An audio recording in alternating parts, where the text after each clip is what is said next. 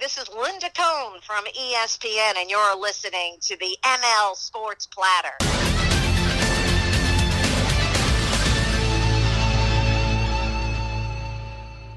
And the ML Sports Platter back with you.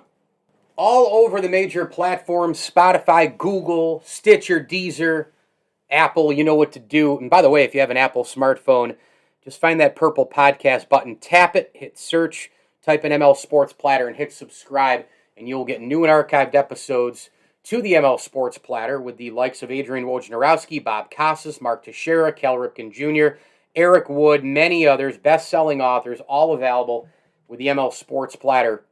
And you can hit me on Twitter as well, at Mike L. Sports. Before I bring in Jim Satalin, who's the radio color analyst for the Syracuse men's basketball team, and a guy who, let's be honest, had some career at St. Bonaventure as a player and as a head coach, leading the Bonnies, of course, to the 1977 NIT championship and made one NCAA tournament appearance the following season. Literally one of the greats at my alma mater. I wanted to get into the name, image, likeness thing a little bit, and we'll talk to Jim about that and the Cuse and Bonnies and kind of go across the board with them. I wasn't able to go to the Golf with the Bonnies event in Rochester, but I think Jim was there, so we'll pick his brain on that too. But the name, image, likeness thing that has happened, obviously I'm all in on it. I'm 100% in. I just think it's tremendous that they're doing this. I think all the college kids who have scholarships and they're Division I athletes, I think they deserve an opportunity to use their name and make money. Unfortunately, kids these days, they're not allowed as student athletes. That term still cracks me up, but they're not allowed to go out and have a summer job. They're not allowed to work. They can't go out and cut a corporate deal with a car company or with whomever. This is going to be great because now everybody will get paid what the person paying them thinks that they're worth. We all get paid on a different scale in this country. We all get paid, at a different level. Some people are entrepreneurs. Some people make 30, 40, 50 grand. Some people make 150 grand. Some people make millions. It's all different. The pay scale for teachers is different, depending on how many years you've been there. The retirement structure is different. Did you start late? Construction worker. I mean, you can go on and on. Media people, like big-time sports media hosts in St. Louis are getting paid for sure more than, Albany, New York. So we all get paid on a different scale. But where I think name, image, likeness really is going to benefit is two places. One, I think we have removed the gray area of how do you stay consistent with the rowing, the rower, the soccer player, the lacrosse player, and the basketball and football stars who help move the needle financially. Let's say that Trevor Lawrence could take advantage of name, image, likeness. You got to pay him, but you got to pay the same amount to a women's soccer player. No disrespect to the women's soccer player. No disrespect to the men's lacrosse player. No disrespect to the baseball player, softball player, and everybody in between. But football moves the needle. Football brings in the most money, which allows those programs to continue. Same thing really with college basketball, especially in March Madness. To me, you've removed that gray area. Like, we don't have to worry about how much we pay that person, because the card dealer, the pizza shop, the sports memorabilia place, they're all paying them what they want to pay him or her. And I think that's a great, great thing. You've taken that totally out, especially with Title IX. So you don't have to just say, well, Title IX exists, so I have to pay you 50 grand while I pay this quarterback 50 grand. You could pay somebody 20 grand and 80 grand if you wanted. Like, you can do whatever you want. And I think that's a good thing. And frankly, everybody's making money, so who cares? The second big thing that I think this is going to do, and I think this is a big, big, big deal, is I think that name, image, and likeness, it's easy to jump to the star basketball player at Duke, the star quarterback at Alabama, the star wide receiver at LSU, right? Like, it's the star corner at Texas. It's easy to jump to those schools and players. Power 5, lots of money, big-time people, blah, blah, blah. It's easy. It's easy. Trust me, it's easy to jump to that. But I think this is going to be a bigger deal for the little guys. In other words, let's say somebody is living in the Midwest, say, Ohio, Michigan, wherever, and they've got offers from Iowa, Ohio State, Michigan State, wherever, Michigan, and they want to play in front of the packed houses. They want to be there. Okay, but they're not going to start. Let's say they're a wide receiver. Let's say they're a 4-star wide receiver out of, the state of wherever, Illinois, right? They have offers to Northwestern, you name it, right? All the Big Ten schools, blah, blah, blah. If that player isn't going to start, at least you can look into the future, 11 or, I don't know. Well, if you look into the future, you can't start until your junior or senior year, and you have 11, 12 scholarship offers. One of those offers, let's say, is from Miami of Ohio. Good MAC school, pedigree in the NFL, Big Ben, etc. But you can start right away there and be a wide receiver. And you can go right there in a decent market with a good amount of people and good businesses, and your athletic department's also going to help you. You could make 150, 200 grand here. You're going to be the biggest fish in the sea. You're going to make a lot of money. You're going to sign some endorsements. Why don't you come here? Because you're going to have a lot of opportunity to do that. And oh, by the way, we can get you to the NFL too. We're on TV all the time. We play really good competition. We go out of our conference and play major programs. Why don't you come here? And you're going to start. You're going to pile up a ton of numbers. We run a spread offense. You're going to put up, 1,000, 1,200 yards a year. And you're going to have an opportunity when you first come as a freshman. You're going to be a star. You're going to be our number one wide receiver. You're going to be able to go sign with Joe Schmo dealer, car dealer. You're going to sign with a pizza shop. You're going to sign autographs at a sports memorabilia store. And it's all going to build as your career builds and you get better.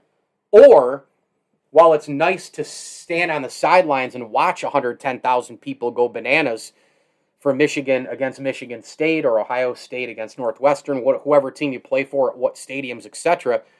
Hey, instead of all that, where you're just riding the pine and just waiting your turn, could be 2 years, could be 3. Hell, you might not even get it. You can do all this here. I think that's a big deal. My alma mater, St. Bonaventure, same type deal. I mean, what happens if you have a couple offers from Wake Forest and a couple others, but Bonaventure says, hey, come on in, you can be a big fish in the small pond. We're going to set you up with, 4 Mile Brewing Company. We're going to set you up with a local Applebee's. We're going to set you up with this and that and the other thing. We're going to set you up with the Beef and Barrel. We're going to set you up with an autograph appearance at the Sports Locker. You're going to make 150, 200 grand at least over 4 years. That's a pretty good nut. That's like a $50,000 salary as a college athlete, and you're on full ride tuition in terms of full ride tuition and room and board and the like. That sounds pretty good to me, as opposed to waiting to be the starting point guard for Penn State. So this is going to change the landscape. There's no doubt about it. He is the Syracuse basketball radio color analyst, and of course is a legend at St. Bonaventure basketball history, had a terrific playing career, and as a head coach really made his mark. Coached the Bonnies for 9 seasons, won the NIT in 1977, and made one NCAA tournament appearance the following season, and then he moved, of course, to Duquesne in 1982, and he won the Atlantic 10 Coach of the Year in 1983. One of the most brilliant basketball minds I know, and consider him a friend as well. Jim Satalin. Hey, Jim, how are you? I'm good. It's got caught in a little rainstorm right here, but it's everything worked out okay. Yeah, no doubt. Let's get into name, image, and likeness. I happen to think that it's going to be obviously a big deal. It's going to cause a lot of different things to happen, but I think it actually could help the little guy more. And I mean that by, hey, let's say there's somebody in Pennsylvania who gets a full ride to Bonaventure, and they can be a full, they can go there full scholarship, tuition, room and board, the whole thing. And they can get hooked up immediately with 5 local businesses. They sign a bunch of autographs. They do some appearances. They might make a cool 100 to 150 grand over their 4 years and start right away and be a superstar in that town and own the town. as opposed to going and waiting their turn. Let's say the fourth year they're a starter at Penn State, and the same could apply at football. What is your overall thought here of name, image, and likeness, where it can benefit the layers of athletes at different places, Power 5, non-Power 5, etc.? You know what, Mike? I'm kind of wait and see here. I'm obviously for it. I think it's great for the players. I think that they deserve it. I think that everybody should share in this thing, be scholarship players, be non-scholarship athletes. I think everybody should be involved in this thing. I'm kind of anxious to see how it turns out. You make a good point saying a St. Bonaventure athlete maybe could go in a small town and do some, autograph signings or do maybe a little promotion for a local automobile agency or something like that. And what kind of money you're talking about here, I don't know. I have no idea about what it's going to come down to or how it's going to be. I do think that it's one of these things that has been long overdue. I think that these guys, bring a lot of money even to a small school like St. Bonaventure. It doesn't make anywhere near the kind of money that, the ACC, Syracuse, and so on and so forth would do. They still raise significant monies for that university. And, it's because of the players. Let's face it. And I think it's only fair and equitable that these guys share in it. But I don't know if it's going to favor the smaller schools, the bigger schools. Is there going to be athletes upset over the fact that, the quarterback's making all the money and this running back's not making anywhere near as much as he is? And could that cause an issue? I don't think so in the long run. I don't believe that will happen. But I'm anxious to see what comes up. I think it's a great thing, and I'm just looking forward to seeing how it turns out, at least in the beginning here. I know that you're in the media. We all try to stay objective a little bit, but I know that you do have your heart. Will always be a part of Bonaventure history as both, a former player and a former head coach who's, one of the legendary figures in that program's history. And so you must be just on cloud nine like me, looking forward to this upcoming season. How do you think this team is going to handle the hype here, Jim? Because this is a club that is in way too early top 15s, top 20s. They got everybody coming back. The big trio's coming back. The Bonnies, can they handle the expectations is the question. That's a great question, Mike, and I think that's something that's going to determine what's going on here because they have a good team coming back. There's no question. I think that what we saw from Bonaventure in the last game of the year in the NCAA against LSU was not the way they played all year long. They missed a number of shots. They might have been tight. They might not have been ready for a big stage like that. I think they will be this year. I think they've also helped not only are those guys their whole starting team back, but they really added some good players. They got the transfer from Pitt, the 6'8" kid Kulabai that I saw a number of times get Syracuse. He'll help them. He's a big physical player that they really need. They got the transfer from Wake Forest that we didn't see them last year because Syracuse didn't play them, but from reading up on him and everything, that Wake Forest did not want to lose him, that they thought he was going to be somebody that was going to be a very good player down the road for him. I think he's going to help them. They got some freshmen, some size. So, yes, I think that they're going to be a good basketball team. How good, we'll find out. But I really like what they've done. I like what Mark Schmidt's a terrific basketball coach. And he's done an unbelievable job at Bonaventure, and we couldn't be happier that BC decided they didn't want to interview him this year, which was the dumbest thing they probably have ever done. But thankfully, from a Bonaventure standpoint, that he's still with us. But I think that they're going to be good. I think they got some good non-conference games this year. They're in a tough tournament early in Charleston that I think will help, a little bit if they can get a couple wins there against high-caliber opponents. So, yeah, my heart is with Bonaventure. It always has been, always will be. And it's, I'm just very happy with what's going on. I just hope for the best this year. I think that they can do some damage, not only in the A-10, but certainly in the NCAA. Yeah, no doubt. I think that one, again, you get in, you see the field, matchups are obviously the number one thing, but I think that's the next logical step, right? I'm not saying everybody comes back, here are the preseason rankings, we got to go right into a Sweet 16. You got to be an elite. It doesn't work that way. It's one game at a time. That's coach speak, but it's true. But then when you get in the tournament, it's matchup driven and all the rest. And Bonaventure did not match up well with LSU last year, but they just missed a bunch of shots. I think no matter how it goes down this upcoming year, Jim, get back into the tournament and get that tournament win again. They did that a couple years ago against UCLA, but it kind of seemed, I don't know, a little artificial because it was in the the last four in, which I thought Bonaventure got hosed on that too. But man, wouldn't that be nice to get in the big bracket, the normal bracket, and get one of those wins, maybe even 2 wins to sneak into the Sweet 16, become a Cinderella. Could you imagine?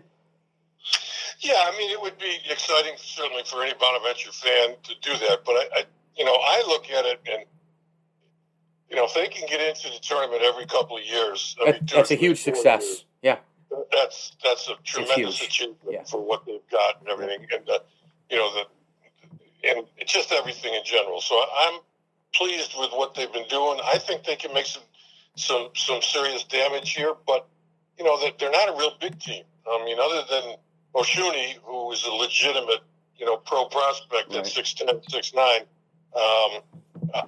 they're not a real big team. So that's where these new guys coming in really have to be able to help them, I think, coming in. And they got a terrific guard. When you have good guards, you can usually compete with anybody. And Kyle Lofton is an absolute stud, and he's been there for now his 4th year. The crazy part about it is, Mike, too, every one of these guys could come back next year if they really wanted to. Yep. Second year. Now, I'm sure they won't. They've been here 4 years, and, that's usually long enough for anybody to be at a university or playing under a coach or whatever. But so I think that this is their year. I mean, they've been building toward this, and I think this is if they stay healthy, and that's a major part of it, as we all know. If they stay healthy, I think they can really cause some problems for an awful lot of teams. No question. Jim Satalin, our guest on the ML Sports Platter. A couple more for him, the radio color analyst for the Orange men's basketball team, and of course a St. Bonaventure basketball great in his own right, a player, a coach, 1977 NIT championship. And Jim, that year obviously was so special in Bonnie lore. When did you realize, the NIT then, of course, was almost, if not as big as the NCAA, because the NCAA tournament was smaller and the NIT had a chunk of great teams. When did you realize that year that you could become something really special, maybe even win a whole tournament, whichever one it was? Well, I think, honestly, I thought it for the year before. We ended up the season, the last game of the year, we played at Rutgers, who was undefeated and number 3 in the country or whatever, and we led for that whole game until the last 30 seconds, and they ended up beating us right at the end in a really controversial call, if I can remember correctly, and I do. But I think that it was that kind of gave us an idea that a lot of those kids, other than Bob Rosisco, who was a Syracuse native and a really good player for us, everybody else was back. So I thought we had a chance of being a really good team. And you mentioned it, the NIT at that time was not like the NIT now. The NIT then had 16 teams. Huge. And, and the NCAA had 32. So that was only 48 teams made the tournament that year. 68 make the NCAA now, and along with another 30 or whatever it is in the NIT. So it was a select group. There was a lot of very good teams that were in there. And that was the year that Marquette and Al McGuire's last season won the NCAA. Yep. And, honestly, we were very, very comparable to them because we were the same size. They weren't huge. We weren't really huge either, but we had good athletes and so on. So it was a team that I think probably could compete with anybody in the country at that point. And so it was exciting. It was a great memory, and a long time ago for sure, but it was certainly something that, people at Bonaventure still remember. Yeah, it was really cool for me. I mean, being a history fan, a huge sports history guy, going to Bonas, learning about Bob Lanier, on the visits, going into the RC, and eventually playing pickup games in the RC, hanging out there, covering the games. I actually tore my ACL in the RC gym, so I have a real injury in that building. Playing pickup hoops. But you look up and you see the banners, and it's so cool. And yeah, look, it's not Duke, it's not Carolina, it's not Kentucky. But man, you look up there, you see Lanier's 77 championship banner. And if you know the sports history, that championship banner is a big deal. That's almost like hanging up a 2004 Final Four banner, right? And so those are cool. And the RC, I'll tell you, it's loaded with numbers and names and banners, and I think that's a pretty cool thing for the size of the school here. Yeah, it really is. And of course, the 1970 team with Bob Lanier, when he got hurt in the regional final, Sure. they were the best team in the country that year. Nobody can tell me different. UCLA won it that year with guys like Sidney Wicks and Curtis Rowe. They were terrific players themselves, but they didn't have a Bob Lanier. Was that Steve Patterson at center? Is that? Yeah, he was the center. So I mean, I think it was a terrible break and accident that occurred to Bonnie's, and it's probably never going to happen again. And it was an opportunity for them to add another big banner up there as the NCAA champs. But it didn't happen, and we go on from there. But yeah, there's some great tradition at Bonaventure. They've had great players there over the years, and been very competitive other than a couple stretches. And so proud to be a Bonaventure guy, I'll tell you that one. Yeah, no doubt. Jim Satalin with us here, ML Sports Platter, brought to you by Stanley Law Offices and Bryant and Stratton College. When you think back to all the years, all the players, is there a year you would choose to relive? Is it the NIT year or the year before? Is it a year as a player? If you could pick one year to relive at Bonas, what would you pick? I would probably pick my senior year when I played. The year before, as a junior, we were undefeated in the regular season, the only undefeated team we ever had, and lost in the regionals to North Carolina down in Raleigh. And that really set the pace, that team, I thought, for the Final Four team a couple of years later. But we also were I was a junior that year. We were going to have a very good team the next year. Bob Lanier was going to be a junior, and Billy Calball was back, and myself and John Hayes, and we had 4 starters back from that team. And we were put on probation and never found out about it until the first day of practice. And the coach and the AD came in and said, we got an issue, and we're not going to be able to play in the tournament this year. And we were ranked in the top 10 in every preseason poll, and that just kind of took the heart rate out of us. And we ended up having a very average year, 17-7 or something like that, and was disappointing. So I think if there was one thing I probably would want to do over, that would be the one, because I thought we still had a chance to be a very, very good team, and maybe a Final Four type team that next year as well. So it didn't happen, though. Did I see some pictures? You were at the Golf with the Bonnies. Was that at Ravenwood in Rochester? Is that where I saw you? Yeah. I was not there. Oh, you're at Bartlett. I was not at Bartlett. Oh, you weren't? Okay. So okay. I thought somebody posted something that they saw you there, but I didn't make it to either of them either. I played Ravenwood last week and just missed the Bonnies, the Golf with the. I've always wanted to do the Golf with the Bonnies tournament. It's such a cool event. Yeah, that's always a great place. We had an event at Bonaventure a month ago. There was maybe you'd seen that. There was a picture of all the coaches there. That's where it was. Yep. Yep, Jim Barron, who I coached, Larry Reese, who was my coach, yes, and Mark Schmidt. And we had an event for a former teammate of mine, George Carter, who passed away. Yes, and, there you go. Yeah, I was thinking it was at Golf with the Bonnies, but you're right. I followed that Carter story. I'll tell you, Jim, that was some cool stuff that they did for that. Yeah, we really, once we found out about it, it's really a shame. He was the greatest athlete in Bonaventure history, drafted by 4 different professional teams. Wow. The Mets, the Bills, the Pistons, and ABA, the Nets of the ABA. So, I mean, it was unbelievable. He was a great player in the ABA, averaged 18 or 19 points a game in his 9 years. And then when the ABA and the NBA merged, his team didn't merge like the Spurs did and the Pacers and so on. So those guys that didn't get merged in with the NBA lost everything. They had no pension, they had no salaries, they had nothing. So they ended up, long story short, he went to Vegas, and he ended up having a tough life out there and died homeless, really. And so they were going to bury him in a pauper's grave. And, we kind of found out about it, and a number of us decided that that's not going to happen. We brought his remains back to Bonaventure to be buried in the Bonaventure Cemetery. And it was a great weekend. Everybody came, a lot of players came back, a lot of coaches, a lot of just fans, and so we had 150 people that were just at the gravesite. And we thought when we were going into it that we were going to have 20 or 30 people, including his family from the Fredonia area. So it was a great thing, and it said a lot about what St. Bonaventure really means. All right, let's close out here with a thought or two on the Orange going into next season. You know, typical Syracuse hoops fashion, they kind of slug through the regular season, show up in the tournament, and voila, they're a Sweet 16 team. Buddy Boeheim is the latest offensive juggernaut to go off, and nobody wants to face a 2-3. And who do you want in March more than Jimmy B on the baseline? Give me your thoughts going into next year. Obviously, there's a couple guys out, a couple guys in. The transfer portal effects, but it's going to come down probably to Gerard and Boeheim here, right, leading the way. Yeah, I mean, it's.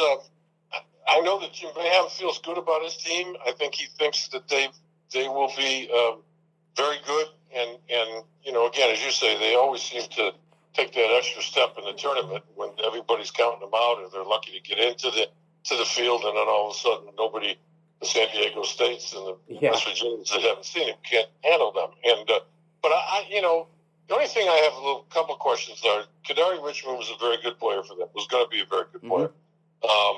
Guerrier, was. Oh, I like him, man. Yeah, I don't know if they got a rebounder that can do what he did. I mean, he was.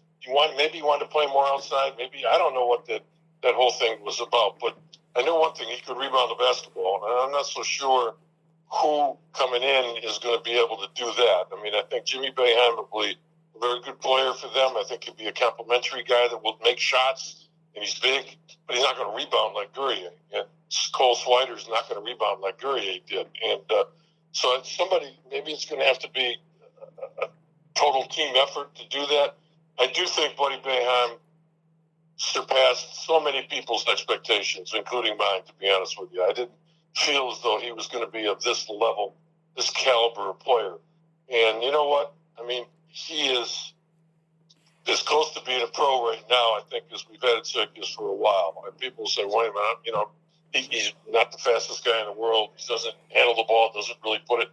He scores, and he shoots it, and he works, and he works, and he works. And I think when I watch guys in the pros that are like him, similar to him, he can do things that those guys can do. So I think they've got a terrific player like that. I think Joe Girard, it's funny, I talked to Jerry McNamara just recently about it, and Joe Girard is a special guy with Jerry, and Jerry likes him very much and everything. And he kind of brought up a good point, that he had a tough year last year, and a lot of people were down on him. But he said, he had COVID, and he had COVID during Christmas time, and he said he could not run up and down the court for us 2 or 3 times without having to stop and breathe heavily and so on. He said he never took a day off. He kept practicing. He kept playing. And he said, but that really affected him all year long. And I completely agree that probably did happen. And so I think that they're going to be able to score the ball because I think they could shoot it. But I do think they lost some players that they were dependent on. Not even count Breswell, who was starting to come along well for him. Woody Newton, who they thought was going to be a good player, another guy that got COVID and really hurt him his whole second part of his freshman year. So I think that they lost some pretty good players here, and it remains to be seen about how they can fill those guys in. But I like what they got. I mean, I think they're going to be a good basketball team again for sure. Okay, let me sneak in actually one more, if you don't mind, for 1 minute. Coach K is retiring soon. He announced that this upcoming season is his last.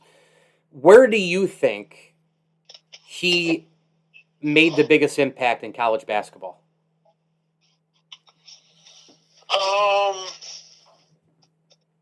It's a good question.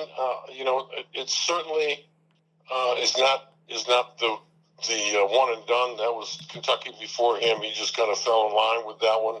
I think the biggest impact he had was when he took over the Olympic team, and we were in dire straits at that point, and he came in along with Jim Boeheim and some other assistants that came in and just flipped that totally around and brought the respect back to the United States basketball program-wise that we had been missing for probably 8 years or so. And so I think that was overall, I don't know, that doesn't answer your college game question, but I think from an overall standpoint with basketball, I think that's what his contribution was more than anything else. And, I think he was respected by everybody, certainly. I think he did things the right way. I don't think he cheated in any way at all, and I think that's a big thing to say in college basketball. I think he was very honest about everything. But I think his impact on the Olympic program and basketball in general is something that, I hate to say it that way, but probably saved our reputation as the world leader in basketball. Syracuse men's basketball radio color analyst, and of course a St. Bonaventure basketball great in his own right. Terrific career playing and coaching. 1977 NIT champ. It's Jim Satalin. Jim, thank you for coming on. I really always love talking to you, and I'll run into you real soon as we get back to packed buildings and normal sporting events and all the stuff that we love. So thanks so much. No problem, Mike. I'd be glad to get back to there. I know that. The ML Sports Platter is brought to you by our great friends at Stanley Law Offices and Brian Comboy of Mass Mutual, New York State. Tax-efficient retirement planning today with Brian Comboy. Go ahead and see what the financial future holds for you. You might be sending a youngster to college, or you may be retiring soon. Go with Brian Comboy today. On Facebook, on LinkedIn, Brian Comboy of Mass Mutual, New York State, the official financial advisor of the ML Sports Platter. Advisors.massmutual.com. Tip of the cap thanks as well to Barks and Rec Doggy Daycare, Sit Mean Sit Syracuse, and Axe Exotic Pets. Big time thanks to Jim Satalin. I'm Mike Lindsley. This is the ML Sports Platter. Hit me on Twitter at MikeLSports and ML Sports Platter on both Facebook and Instagram. As I always tell you, enjoy the games.